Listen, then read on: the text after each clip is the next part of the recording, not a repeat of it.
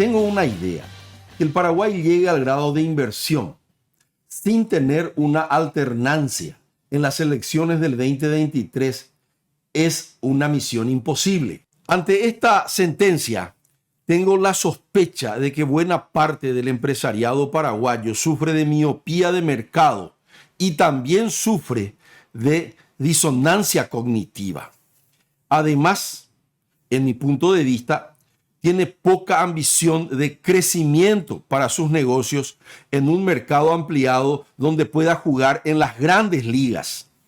Por un lado, ante una encuesta de la consultora Mentú, que fue publicada en las redes sociales, los empresarios dicen, en la mayoría de ellos, que la mejor oportunidad que el próximo gobierno pudiera tener es atraer inversiones externas para poder hacer crecer la economía. Pero el 71% de los encuestados cree o anhela la victoria del candidato Peña, del expresidente de la República, actual presidente de la ANR en ejercicio, que es la agrupación política que lo candidata.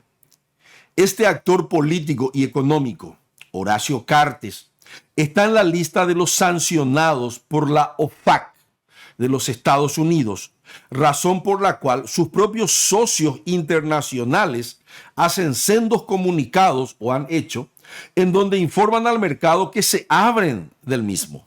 Incluso su propio grupo empresarial presenta un gran comunicado con mucho rito anunciando al mercado que se inician los procesos de desvinculación de la persona física sancionada por los Estados Unidos de las personas jurídicas relacionadas con la misma.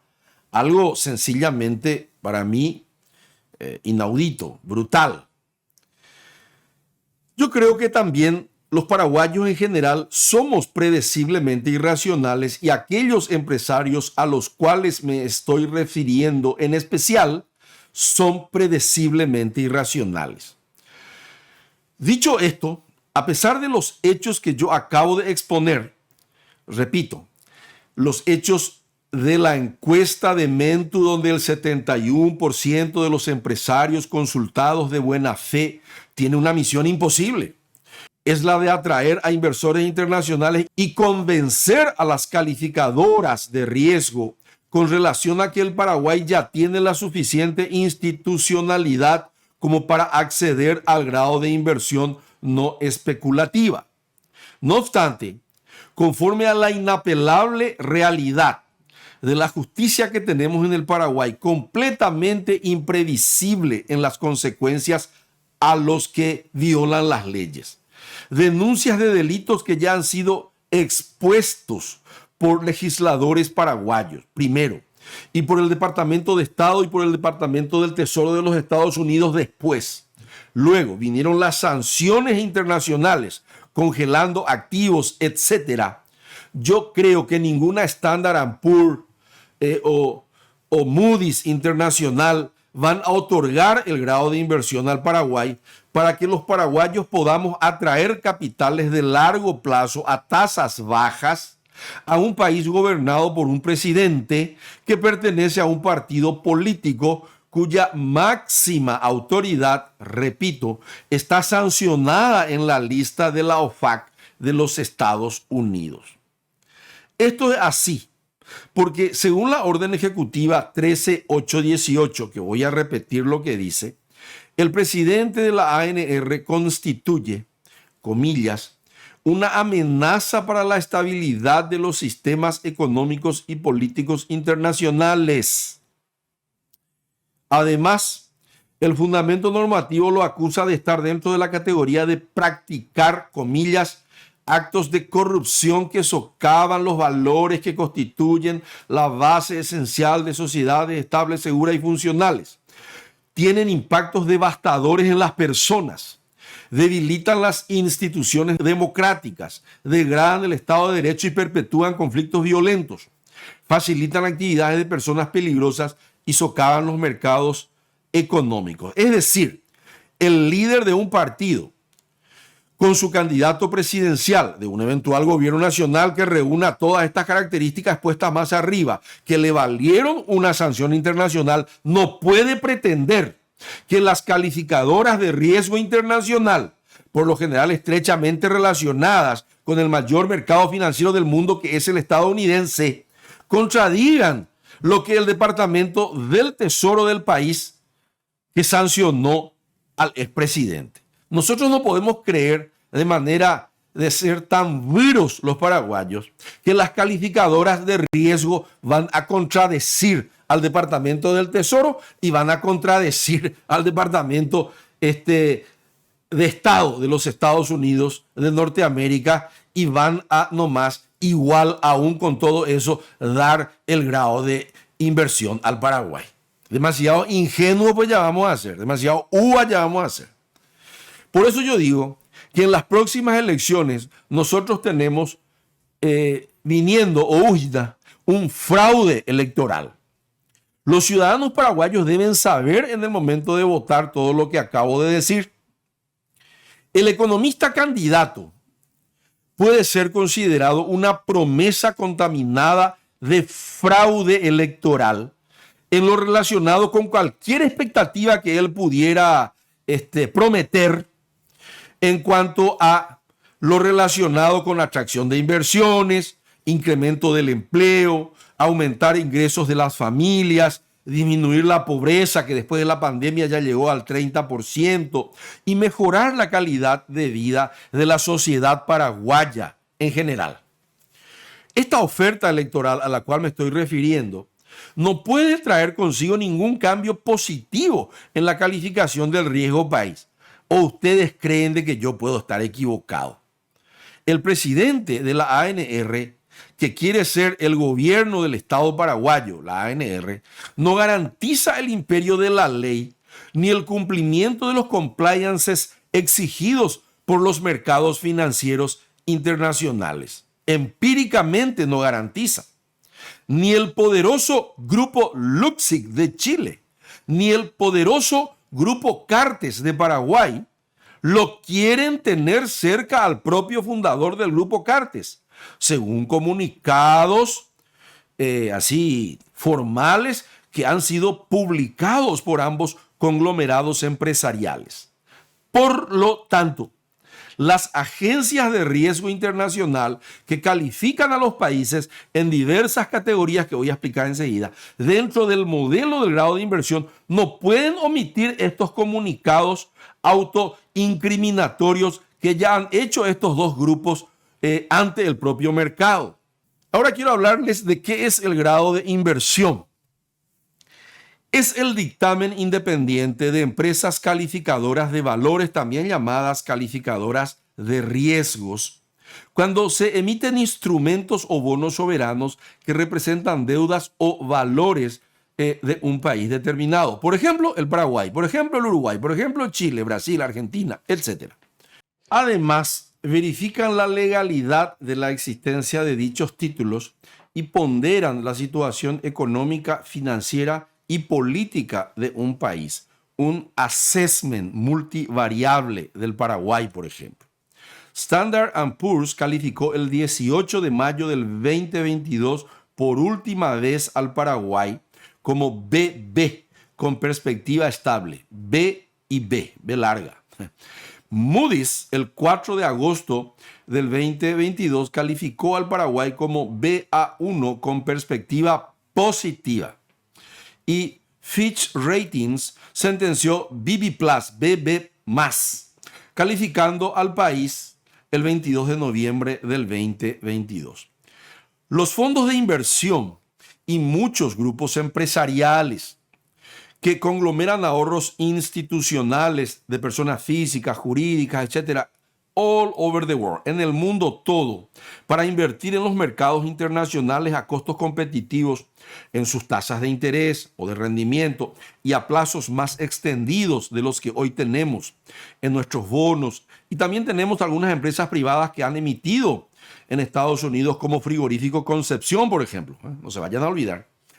Todas estas tienen compliances en modo exigencias que no les permiten invertir en países que no tengan el grado de inversión, No todos invierten. Algunos aceptan cobrar una tasa de rendimiento mayor y un plazo que no sea tan largo.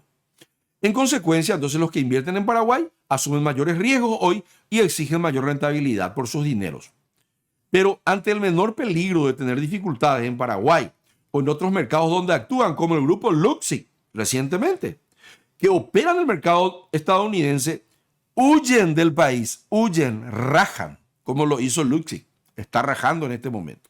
Por lo tanto, un país que accede al grado de inversión puede emitir bonos soberanos para financiar sus obras públicas, donde tenemos un enorme déficit de aproximadamente 40.000 millones de dólares en Paraguay.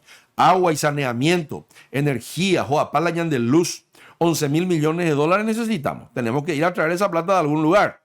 Nosotros también tenemos déficit en escuelas, tenemos en salud, tenemos en habitación, en fin, tenemos inclusive en rutas, a pesar de los 4.000 kilómetros de rutas que hizo Marito con su exministro, el señor Vince.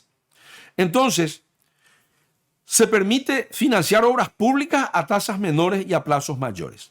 Por otro lado, permite que sus empresarios, incluye bancos y financieras, obtengan fondos para, por ejemplo, inversiones, para su CAPEX o para su OPEX de las inversiones, o se asocien con el capital extranjero a tasas menores y a plazos mayores, lo que permite acceder a recursos internacionales de mayor volumen o magnitud y que sus proyectos de inversión tengan un horizonte de maduración que sea más amplio. Eso permite que un empresario se arriesgue más, invierta más, emplee más, pague más salarios, genere más riqueza, disminuya más la pobreza e inclusive pague más impuestos al Estado paraguayo. O sea, es un círculo virtuoso este tema del grado de inversión. Para que ustedes entiendan, yo también hace no mucho que aprendí, hay 21 grados que califican a un país para los inversores internacionales. Parten con D, de dedo, que significa default, hasta triple A, AAA, que significa máxima nota y mínimo riesgo. Desde el 0 al 11 un país no tiene grado de inversión y desde el 12 al 21 tiene grado de inversión con notas que van desde BBB menos hasta AAA, como ya les dije recientemente.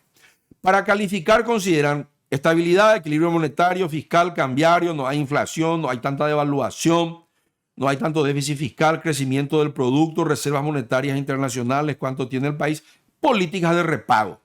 Pero el último criterio es donde nosotros nos aplazamos, es el más importante. No pasamos luego de grado, de la primaria no estamos pudiendo pasar. Instrumentos legales y aplicación de estos instrumentos en el combate a la corrupción, imperio de la ley, grado de respeto institucional, calidad de la democracia, libertad de información, calidad institucional del mercado.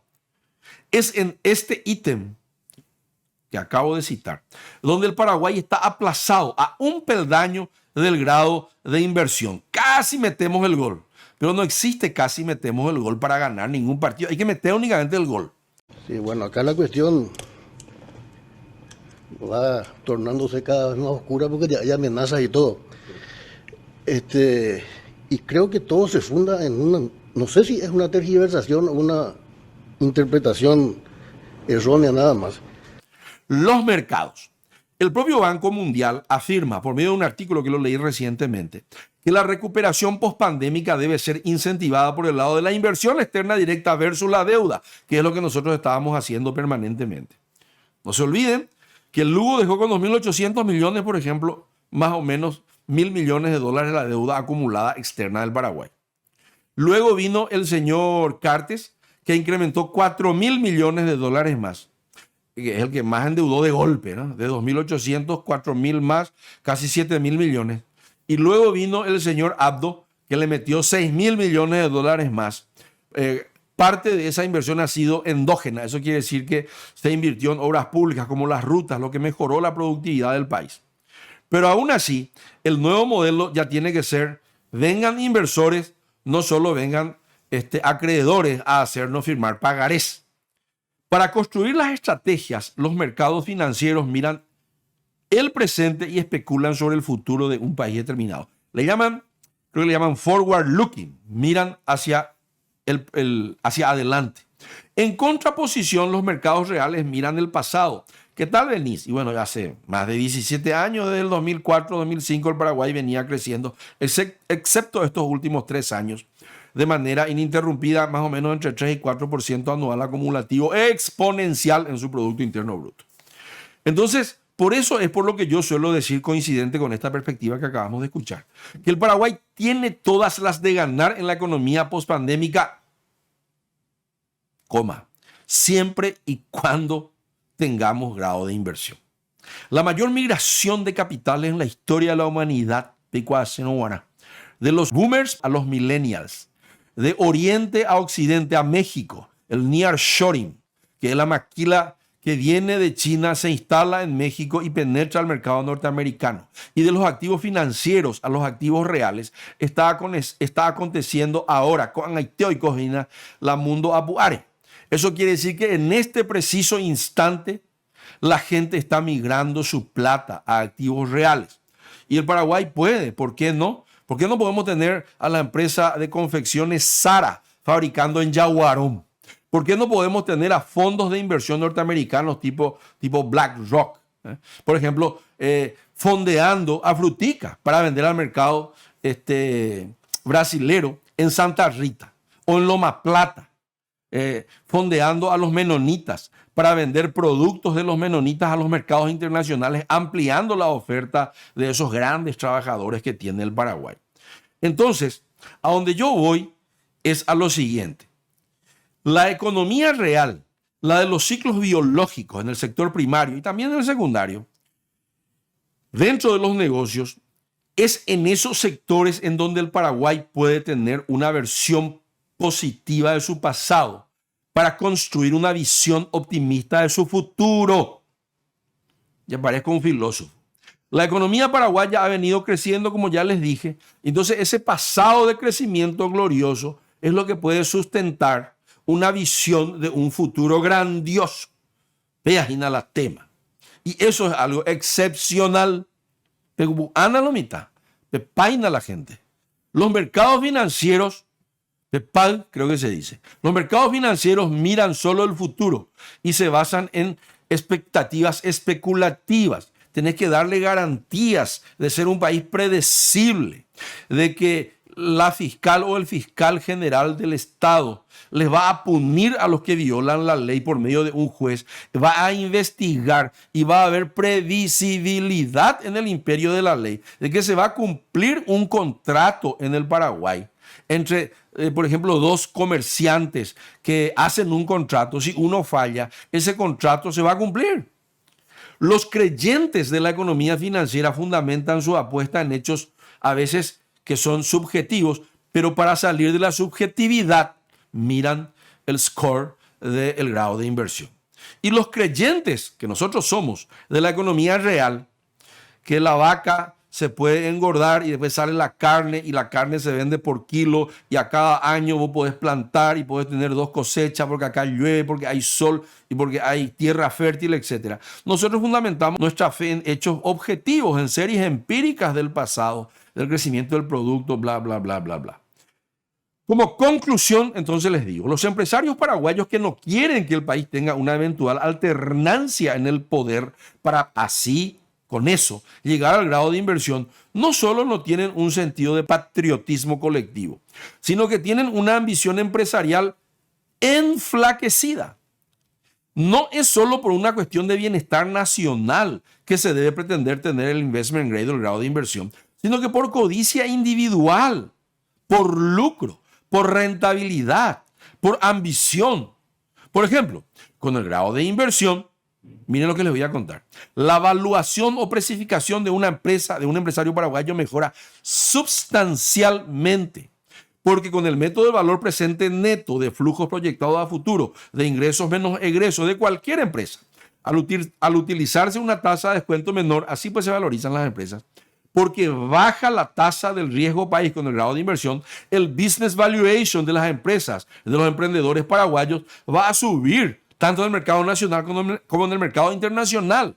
Ganan dinero los empresarios paraguayos con el investment grade prácticamente sin hacer nada, siempre y cuando haya alternancia en el 2023, porque solo con que el país sea ordenado y se llegue al grado de inversión con un nuevo gobierno, con que no haya algún legislador del Chaco, que reciba plata de manera informal, no sabemos ni para qué, según el Departamento del Tesoro, era para sobornar, imagínate. Si nosotros no tenemos más ese tipo de noticias, nosotros vamos ya de ricopata. Los empresarios paraguayos y ricopata hacia eso es lo que voy. Necio para un empresario paraguayo no querer valorizar o revalorizar sus activos empresariales para aprovechar capitalizaciones o invierten tipo private equity en tu empresa, se sientan en tu directorio y después se retiran, ¿verdad? O hacen un leverage buyout. Bueno, de muchas cosas podemos hablar de cómo podés tener, si sos empresario paraguayo, un socio extranjero, si tenés grado de inversión para que puedas ampliar tus actividades, tus operaciones y para que tu empresa crezca y tengas mayor retorno de tus inversiones con las inversiones de un extranjero. Entonces, y si es una capitalización total, eso quiere decir si te compra toda la empresa algún extranjero, algún fondo de inversión, que venga algún Fidelity, que es un fondo de inversión norteamericano, viene y te compra tu empresa. Entonces, vos vas a vender tu empresa mucho más cara de lo que hoy vale sin grado de inversión. Y si te compra un pedazo, ese pedazo que hoy vale 1, vas a poder vender por 3, porque tu empresa va a valer más.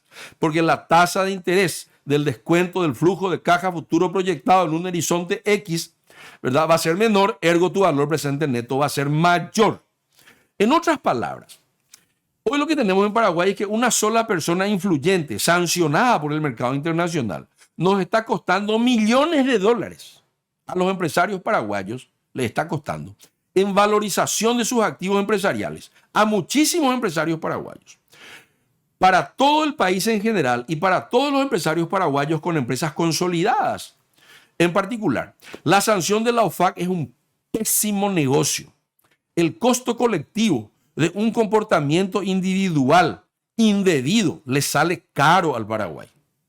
El Banco Mundial, en el reciente informe 2022, dice que la inversión externa directa promedio en América Latina, ¿saben cuánto es? Les cuento, 3,6 sobre el PIB. En Paraguay, ¿saben cuánto es? 1,2 del PIB, apenas.